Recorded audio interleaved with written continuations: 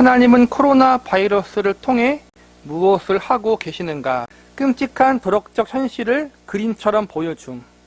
다른 재난이 닥쳤을 때도 마찬가지지만 코로나 바이러스의 발발을 통해서도 하나님은 세상 사람들에게 하나님을 경홀히 여기는 죄의 영적인 추악함과 그 끔찍한 도덕적 현실을 그림처럼 보여주신다. 모든 물리적인 불행이 존재하는 이유는 죄 때문이다. 창세기 3장은 죄가 세상에 들어오게 된 과정을 보여준다. 세상의 황폐함과 불행의 원인은 죄에 있다. 바울은 로마서 5장 12절에서 한 사람으로 말미암아 죄가 세상에 들어오고 죄로 말미암아 사망이 들어왔나니 이와 같이 모든 사람이 죄를 지었으므로 사망이 모든 사람에게 이르렀느니라고 말했다. 죄가 들어온 후 세상은 처참하게 망가졌다. 아름다운 모든 것에 악과 재난과 질병과 실패가 뒤섞였다. 하나님이 지으신 그 모든 것을 보시니 보시기에 심히 좋았더라라는 말씀대로 하나님이 본래 창조하신 세상은 완전했다.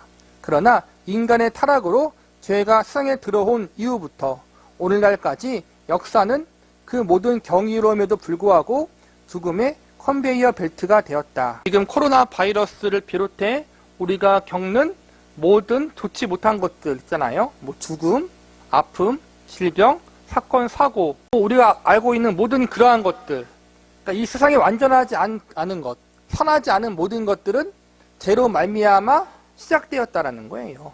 그게 특정한 개인의 죄가 아니라 인류의 죄, 아담과 하와로부터 내려오는 그 인류의 죄가 하나님이 창조하신 완전한 그 창조 질서를 파괴했다라는 거예요. 그리고 그 파괴된 세상 속에 우리가 살아가고 있는 거예요. 그래서 우리에게는 아픔이 있고 눈물이 있고 죽음이 있는 거란 말이에요. 황폐함은 심판이다. 성경은 이런 황폐함을 자연적인 결과가 아니라 죄가 침투한 세상에 대한 하나님의 심판으로 간주한다.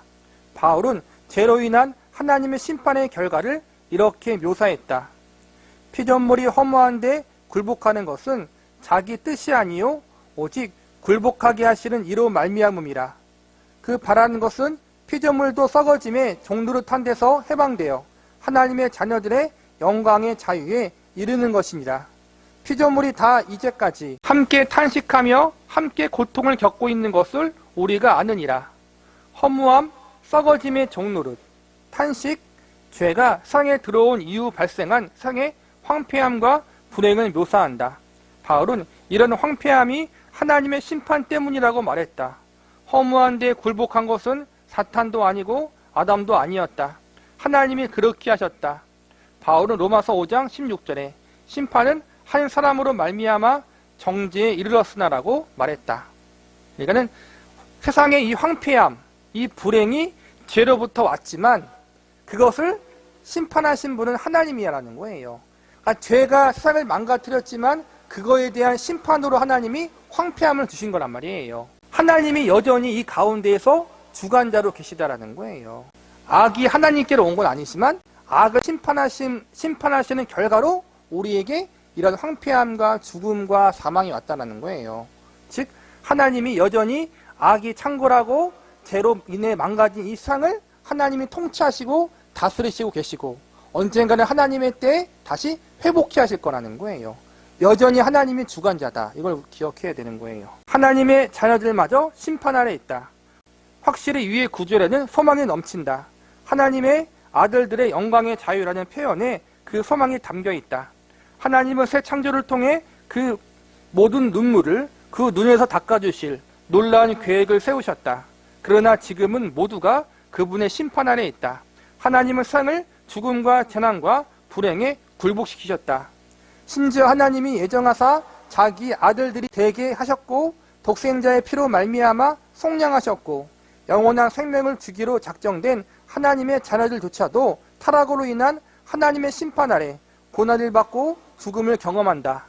그뿐 아니라 또한 우리 곧 성령의 처음 익은 열매를 받은 우리까지도 속으로 탄식하여 양자될 것 곧 우리의 몸의 속량을 기다리니라. 그리스도인들도 쓰나미에 휩쓸려 갈 수 있고 세력 공격에 희생될 수 있고 코로나 바이러스에 감염될 수 있다. 우리가 하나님의 자녀가 되었고 구원받았지만 아직 우리는 천국에 가지 않고 이 땅에 있어요.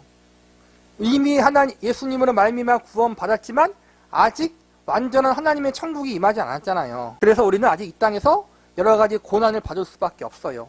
이게 여기 표현처럼 심판 아래 있다라는 거예요.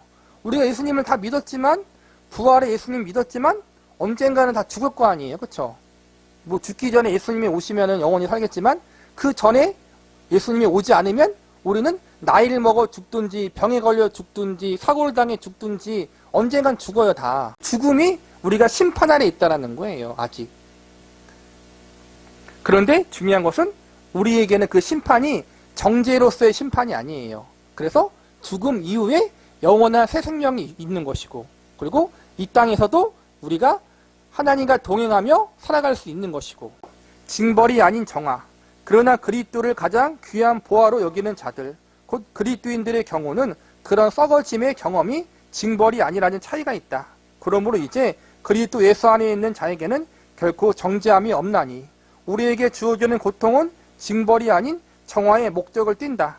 하나님이 우리를 세우심은 노하심에 이르게 하심이 아니요, 우리도 다른 모든 사람처럼 질병과 재난으로 인해 죽는다. 그러나 그리스도 안에 있는 자들에게는 사망에 쏘는 것이 제거되었다. 그래서 그들에게는 죽는 것도 유익하다. 삶을 떠나는 것은 곧 그리스도와 함께하는 것이다. 자꾸 이상한 신비주의자들은 모든 병이 죄 때문에 오는 건 맞아요. 근데 그 죄가 특정한 개인의 죄가 아니라 모든 인류의 죄, 우리가 이 땅에 살기 때문에 겪는 거라는 거예요. 아직 천국에 안 가서. 그런 관점으로 봐야지 마치 병에 걸리고 어떠한 불행한 사건, 사고를 당하는 것이 개인의 죄, 뭐 누구의 죄 때문에, 심지어는 조상까지 들먹잖아. 뭐 조상의 죄, 부모의 죄. 그것 때문에 우리가 막 병에 걸리고 징벌받고 안 좋은 사건이 있고 그렇게 여기는 사람들이 있어요. 뭐 가문의 저주다. 그거는 잘못된 거예요. 누구나 죽는 건 당연한 건데 누구나 불행한 사고를 당해 죽을 수 있는 거예요. 제일 좋은 건 뭐예요? 자다가 죽는 거예요. 그렇죠? 나이 먹고. 우린 다 그렇게 바래요. 저도 어릴 땐 그랬어요. 기도하면 그렇게 죽을 줄 알았어요. 그냥 편안하니. 근데 그게 아니라는 거예요. 이 세상은 천국이 아니에요. 그렇죠? 길 가다가 뜻밖의 불의한 사고로 죽을 수도 있는 거예요. 길 가다가 건물이 무너질 수 있고 땅이 꺼질 수도 있는 것이고, 그냥 잘 길 가고 있는데 음주운전 차가 올 수도 있는 것이고, 차가 급발진할 수도 있는 것이고, 코로나 바이러스에 걸려서 죽을 수도 있는 것이고, 암에 걸릴 확률이 많죠. 이제는 암에 걸려 죽을 수도 있는 것이고, 아무도 모르는 거예요. 우리는 하나님이 치유해 주시길 바라고 안전하게 살다가 죽기를 바라지만, 물론 그걸 위해 기도하지만 다 그렇게 되는 게 아니에요. 왜냐하면 아직 우리는 천국에 사는 게 아니기 때문에.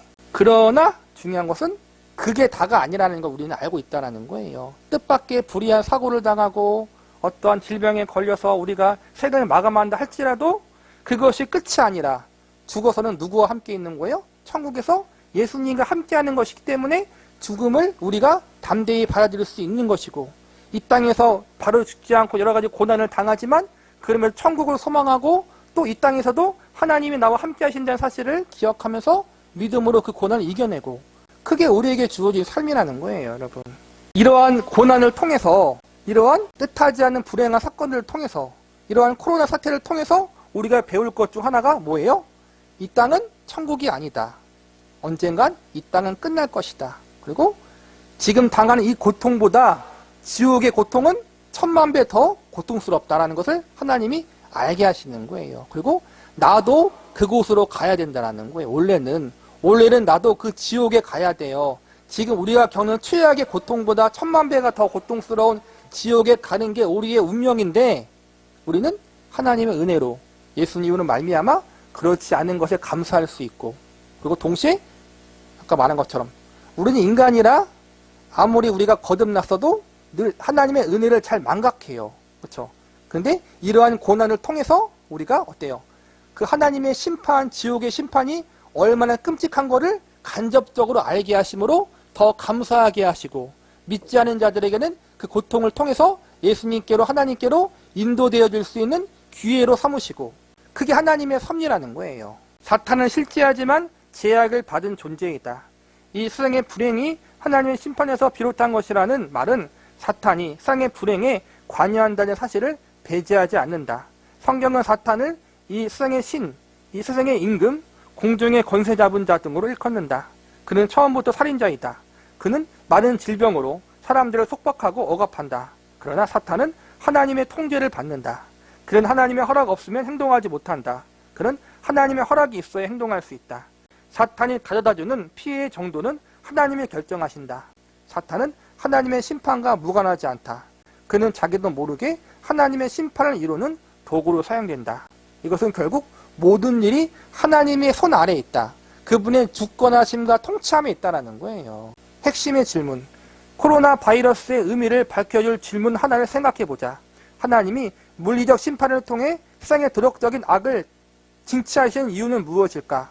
아담과 하와는 하나님을 거역했다. 그들은 마음으로 하나님을 거스르고 그분의 지혜보다 자신의 지혜를 선호했으며 신뢰가 아닌 독립을 선택했다. 그런 거역과 선호와 선택은 영적이고 도덕적인 악에 해당된다. 그것은 육체가 아닌 영혼의 죄요, 사람이 아닌 하나님을 거스르는 죄였다.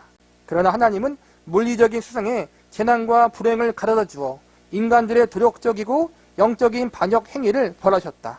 왜일까? 왜 물리적인 세상은 선한 상태로 그냥 놔둔 채 죄를 저지른 인간의 영혼만 심판하지 않으셨을까? 이 질문이 그거예요. 아담과 하와가 죄를 지었으면 아담과 하와만 혼내면 되는데 왜 창조 세계까지 하나님이 심판하셨느냐는 거예요. 볼게요. 질문에 대한 대답.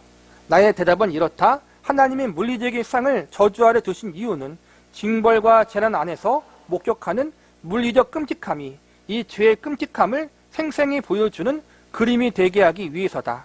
다시 말해 물리적인 악은 하나님을 거스르는 도덕적인 악을 가리키는 편말이자 비유이자 드라마다. 아까 말한 것처럼 우리가 당하는 이 모든 고통이 죄가 가져오는 끔찍한 결과라는 사실을 알았는 거예요. 그리고 그 심판의 결과가 지옥에 가야 할 만큼 지금 당하는 고통보다 훨씬 더 큰 고통이 우리를 기다리고 있다는 것을 알려주는 그림이 된다는 거예요. 이것이 적절한 이유는 무엇일까? 그 이유는 타락으로 인해 죄로 눈멀은 우리의 현재 상태로는 하나님을 거스르는 죄가 얼마나 불쾌한 것인지를 보거나 느낄 수 없기 때문이다.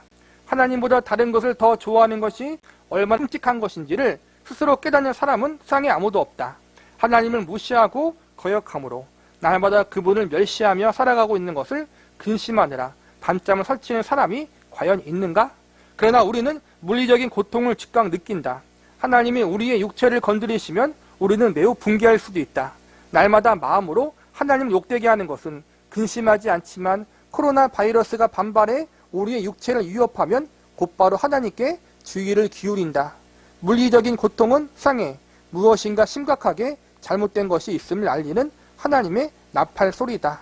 육체의 질병과 장애는 영적 영역 안에 존재하는 죄의 본질을 물리적인 차원에서 생생하게 보여주는 기능을 한다. 우리가 당하는 안 좋은 불행들, 실제로 우리가 예수님을 믿기까지 보면은 성공해서 믿기보다는 안 좋은 일을 겪음을 통해서 하나님을 찾았잖아요. 그렇죠? 그러니까 믿지 않는 사람들에게는 하나님이 아까처럼 나팔 소리라는 거예요. 우리에게 심판이 있다. 죄가 무섭다. 예수님을 믿어야 된다. 예수님을 의지해야 된다. 우리가 대부분 그렇게 왔잖아요. 그리고 이미 믿는 사람들은 우리가 왜 예수님을 끝까지 믿고 나아가야 하는지를 알려주는 푯대가 될 수도 있는 것이고, 이것은 엄연한 사실이다.